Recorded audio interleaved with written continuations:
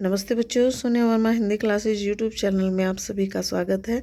और आज मैं आपके साथ डॉक्टर नगेंद्र के इतिहास ग्रंथ से संग्रहित आधुनिक काल के महत्वपूर्ण प्रश्नों की प्रश्नावली 44 साझा करूंगी। तो चलिए वीडियो को आरंभ करते हैं। आज की प्रश्नावली मैं 14 से 14 नंबर के प्रश्न से आरंभ कर रही हूँ और क्वेश्चन बनता है, हिंदी इंटरव्यू के इतिहास की सबसे चर्चित पुस्तक कौन सी है? तो यह पुस्तक है मैं उनसे मिला और लेखक हैं डॉक्टर पदम सिंह शर्मा। अगला देख लेते हैं, इंटरव्यू यानी कि भेंट वार्ता विधा की प्रथम स्वतंत्र कृति कौन सी मानी जाती है? तो बेनी माधव शर्मा कृत कवि दर्शन इंटरव्यू विधा की प्रथम स्वतंत्र कृति मानी जाती है।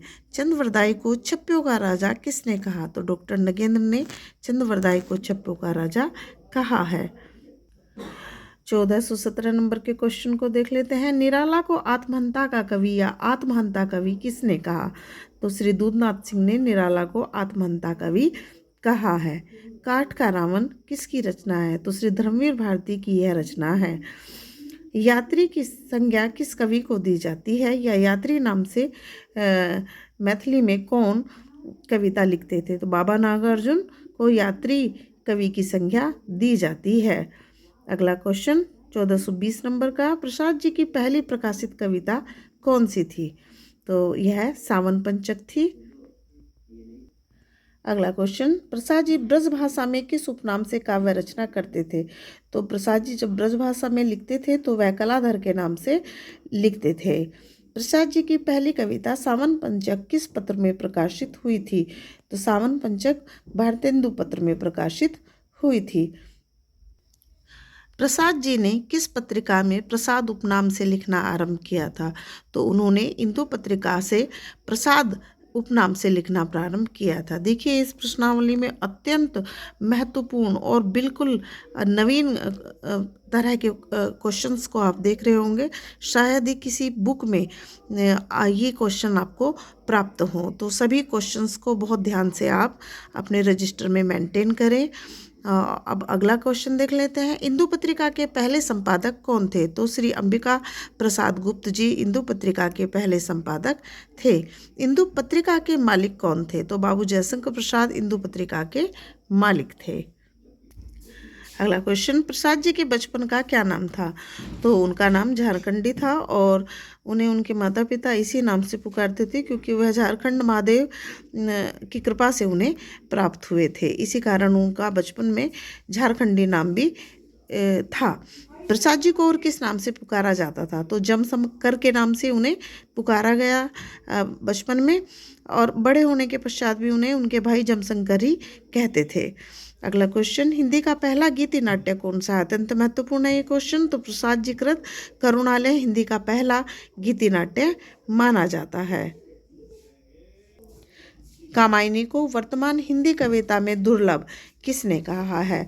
तो आचार्य हजारी प्रसाद द्विवेदी ने कामायनी महाकाव्य को वर्तमान हिंदी कविता में सबसे दुर्लभतम कहा है।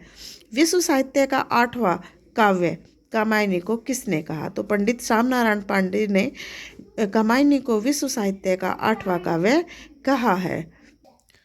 कामायनी को आधुनिक हिंदी काव्य का रामचरितमानस किसने कहा है? तो श्री रामनाथ सुमन ने कामायनी को आधुनिक हिंदी काव्य का रामचरितमानस कहा है।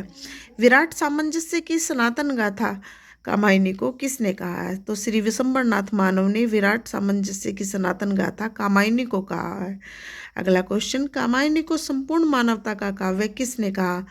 तो श्री रामनाथ सुमन ने ही कामायनी को संपूर्ण मानवता का काव्य भी कहा है। छायावाद का उपनिषद कामायनी को किसने कहा? श्री शांति प्रिय द्विवेदी जी ने कामायनी को छायावाद का उपनिषद कहा है। कामायनी को आर्ष ग्रंथ किसने कहा है? तो डॉक्टर नगेंद्र ने कामायनी को आर्ष ग्रंथ कहा है। कामायनी के लिए ज्यों ज्यों निहारिये मेरे हुए नैननी त्यों त्यों अधिक निखरे सी निकाई, ये शब्द किसने कामायनी के लिए कहे हैं? तो श्री रमेश चंद्र गुप्त ने यह पूरी की पूरी पंक्ति कामायनी के लिए कही है। और इस प्रश्नावली का अंतिम प्रश्न है, कामायनी का पहले क्या नाम रखा जाना सोचा गया था? तो प्रसाद जी पहले कामायनी को श्रद्धा के नाम से मतलब उस कामायनी का नाम श्रद्धा रखना चाहते थे, किंतु वह बाद में श्रद्धा न रखकर कामायनी नाम से प्रकाशित की गई थी। आशा करती हूँ आज की प्रश्नावली के जो प्रश्न हैं वह आपके लिए बड़े लाभदायक होंगे। यदि आपको वीडियो पसंद आए तो वीडियो को लाइक कीजिए और चैनल को सब्सक्राइब कीजिए और वीडियो को ज़्यादा से ज़्यादा शेयर कीजिए ताकि ज़्यादा से ज़्यादा बच्चे इसका लाभ उठा सके। ऐसे ही नवीन प्रश्नों से युक्त नई प्रश्नावली लेकर मैं कल फिर हाजिर होंगी। तब तक के लिए नमस्ते, धन्यवाद।